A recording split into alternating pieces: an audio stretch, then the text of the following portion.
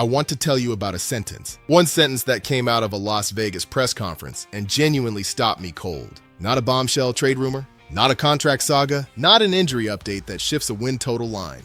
Just a sentence. 6 words from Clint Kubiak's mouth, delivered without buildup, without performance, without any apparent awareness that he was about to say something that would get replayed hundreds of thousands of times before the week was out. I'll get there. But I need to walk you through everything else that happened at the Raiders' first open OTA session first, because there's real football buried in this story, and it deserves honest attention before we arrive at the moment that made me actually laugh out loud sitting at my desk alone. Let's begin with Maxx Crosby, because on this defense, everything begins and ends with Maxx Crosby. He was out there, not flying around in 11-on-11 periods, not driving through full-speed team drills, but physically present on that field doing exactly what his knee allowed him to do on that specific morning. Stretching, moving, refusing to let the healing process become an excuse to disappear. And I want you to sit with that image for just a second before we move on, because I think the reflexive take, "Oh, he was limited, no big deal," completely misses what it actually communicates about who this man is. These are voluntary OTAs. Nobody dragged Maxx Crosby to that facility in May while he's still working through a rehabilitation window. He chose to show up. He chose to do whatever could be done that day, and then he left having done exactly that. Not more, not less. Exactly what was possible. That's a specific kind of discipline that is almost impossible to teach and almost impossible to fake, and every single person in that building watched him do it. Kubiak confirmed what the training staff had been tracking internally. Crosby is recovering ahead of schedule. Full participation by the time training camp opens is the expectation. Think about what that actually means for this defense. Your most important player, the player this entire scheme is architecturally constructed around, is healing faster than the medical team projected, and he's already back in the building doing voluntary work because waiting at home felt unacceptable to him. Every linebacker fighting for a roster spot saw that. Every defensive back on the roster bubble watched it happen. Culture doesn't get transmitted through speeches or banners on the wall. It moves through a room when someone the whole team genuinely respects refuses to find the comfortable floor and settle there. That's what Crosby does every single day in that building. And right now, in May, he's doing it on one healthy knee and a timeline that's running ahead of schedule. Now here's where things get interesting from a depth standpoint. Nico Dean was absent from practice with an excused family-related absence. I'm not touching that as a competition story because it simply isn't one. What is worth your attention is who stepped into those reps while he was away. Cody Lindenberg, a 7th-round pick from last year who has been quietly developing on the back end of this roster, worked meaningful stretches next to Key Walker at the weak side linebacker position. Tommy Eichenberg was visible in that area as well. I'll be honest with you, overreading OTA rep distribution is one of the most consistent analytical errors people make in this business, and I'm not going to pretend a single practice tells us anything conclusive. But there's something real operating underneath this that deserves acknowledgement. Every rep Lindenberg accumulates with the first unit while Dean is away goes into an evaluation file. 7th-round picks who eventually carve out legitimate roster roles almost always trace the beginning of that arc back to one specific stretch where an opportunity opened unexpectedly. Right now, that door is open. What Lindenberg does with the next few sessions is a genuine open question, but the moment is real, and the opportunity is his to take or leave. The Taron Johnson situation. I want to be direct with you about this rather than layering a narrative over it, because the direct version is more useful and more fair to everyone involved. Johnson is not at OTAs. He's seeking additional financial security on a contract that carries barely over $1 million guaranteed for 2026 and nothing guaranteed past that point. When I actually look at his position honestly, this isn't complicated. He's a proven, productive defensive back staring at a contract structure that offers him almost no financial floor if something goes wrong physically. He's decided to push for better terms before committing his preparation to this team. That's not a character issue. It's not even particularly dramatic when you strip away the coverage noise. It's a rational decision made by a professional who understands his market value and has decided to advocate for himself. I don't have a problem with it. What's more revealing is how Kubiak handled the question in the press conference. No strain, no carefully chosen diplomatic language built to obscure a difficult dynamic. No visible tension in how he described the situation. He mentioned being in direct communication with Johnson, which was genuinely new public information, and the entire tone communicated that this relationship is functioning professionally rather than fracturing. My read is that Johnson is back before mandatory minicamp in June. This resolves quietly, and in 6 months nobody remembers it happened. What's happening in that secondary during the absence is honestly more interesting than the absence itself. Trayvon Stokes was working at nickel corner, but the detail that really caught my attention was the range of alignments he cycled through within a single practice. Strong safety, free safety, nickel, all of it in one session. The organizational vision for Stokes is becoming clearer. They want him to be the most versatile defensive back on this roster, someone who can shift into whatever the defense needs on any given snap without the scheme losing its structural integrity.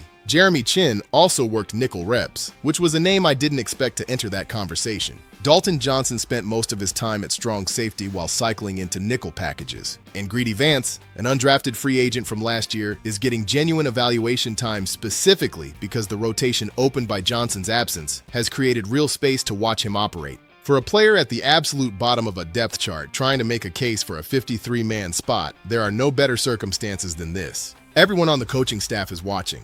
Every rep matters.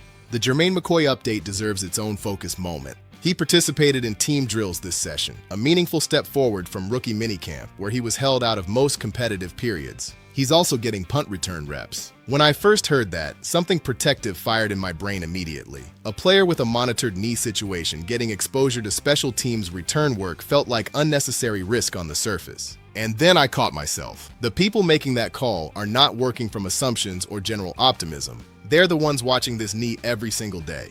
The orthopedic staff, the trainers, the position coaches who see his movement patterns in real time. Their comfort level is based on direct, current, on-the-ground medical information that I simply don't have from the outside. Kubiak confirmed they're tracking everything carefully. Time on grass versus turf, loading in the weight room, building a complete picture before any final decisions get made about the surgical question. Moving to the offense. Kirk Cousins was operating with the first offensive line unit through the majority of team periods. Mendoza and Aiden O'Connell rotated behind him with some fluidity in the sequencing. What reporters on that field observed with Mendoza specifically is worth your attention. The improvement in his under-center work was called out directly.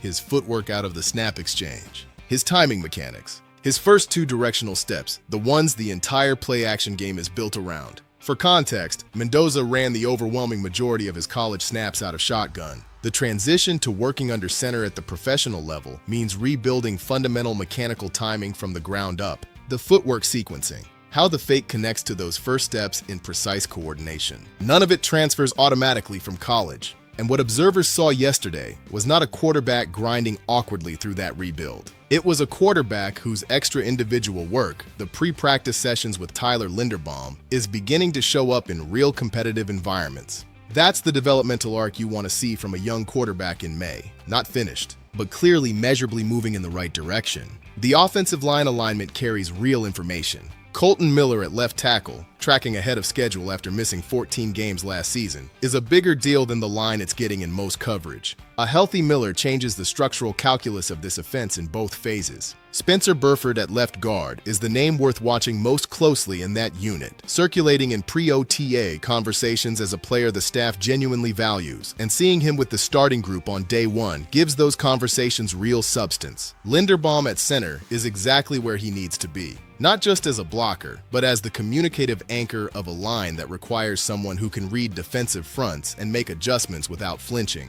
The Trey Zoom situation created visible confusion, and Kubiak addressed it directly. Zoom was getting right tackle reps, which didn't match the mental filing most observers had done on him as an interior lineman. The explanation is more interesting than the confusion. Zoom is going to play everywhere: center, guard, tackle. The organizational value on him is the ability to function credibly at all of it without the offense losing quality at any spot. Kubiak referenced a specific game from Zoom's time at Texas A&M, where he moved to left tackle mid-game and held his own against legitimate pass rushers. That film carried real weight in the decision to spend third-round capital on him. Okay. The press conference. I've been building toward this, and it's time. Kubiak was asked about Brock Bowers. He looked at the reporter and said without hesitation, without any theatrical setup, Brock Bowers is a football robot from heaven. I need to give that the space it deserves, not just as a memorable phrase, but as a statement from a very specific kind of person in a very specific context. Kubiak is deeply religious. He's measured in his public communication. He does not reach for hyperbole to fill dead air or generate content that circulates online. He is not a performer at that podium. When that man, in that setting, constructs a sentence that has never been spoken at an NFL press conference before, he's not playing to the room. He's not chasing a soundbite. He's telling you exactly what he sees on that practice field every single morning. And what he's seeing apparently defies the normal descriptive language available to him enough that he had to build something entirely new to describe it. A football robot from heaven. From a deeply religious, measured, unsentimental football coach who does not say things carelessly. Let me put that in real terms for the 2026 season. Trey McBride set the NFL record for tight end targets last year with 169. I believe Brock Bowers challenges that number this season. I think he surpasses it. The conditions are finally right in a way they haven't been before. An offensive system being deliberately built by a coaching staff that actually understands how to deploy a player of his specific profile. A quarterback in Kirk Cousins who has demonstrated throughout his career that he feeds his tight end in ways most quarterbacks simply don't. And an organizational commitment to running this offense through its most versatile and genuinely dangerous weapon. 170 targets is not a fantasy projection. It might honestly be the conservative estimate. The other things Kubiak said at that podium matter too. His description of the quarterback room, that Cousins, Mendoza, and O'Connell are simultaneously competing and working together, is something every coaching staff tries to build and few actually achieve. But the specific language he used about Mendoza is what I want to pull out separately. He said Mendoza attacks every single day. And then he said, he is as advertised. Your head coach at a public podium saying the first overall pick is living up to every expectation the organization carried into draft weekend. After the specific and painful history this franchise has with quarterbacks who disappointed from the moment spring practices opened, that phrase lands with real weight. Kubiak doesn't speak carelessly in public. And what he said is that the most important player on this roster is meeting the standards set for him before he ever walked through the door. His framing of the entire pre-camp calendar was unexpectedly honest and plain. He said OTAs exist to prepare for training camp, and training camp exists to prepare for the season.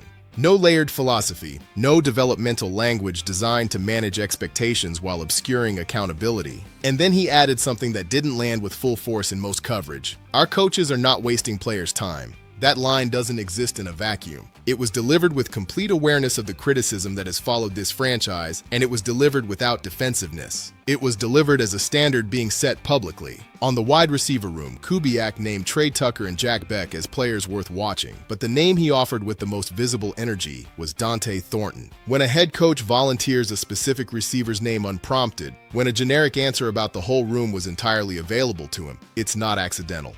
Thornton has the physical profile that makes defensive coordinators spend extra preparation time.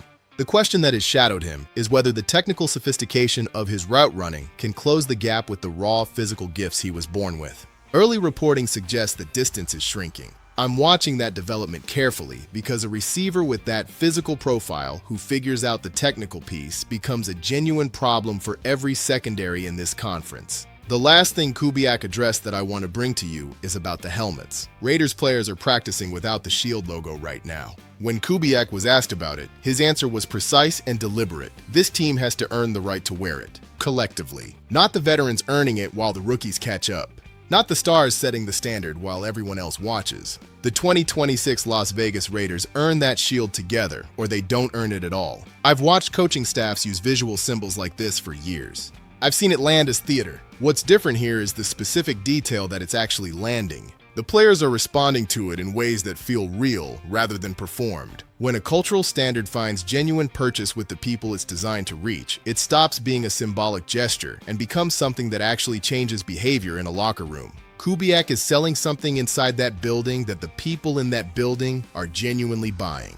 And from everything coming out of that first practice day, the way Crosby shows up on one healthy knee, the way Mendoza attacks every morning, the way a 7th-round linebacker fights for reps when a door opens, what he's selling looks less like a vision and more like a foundation that's already being poured.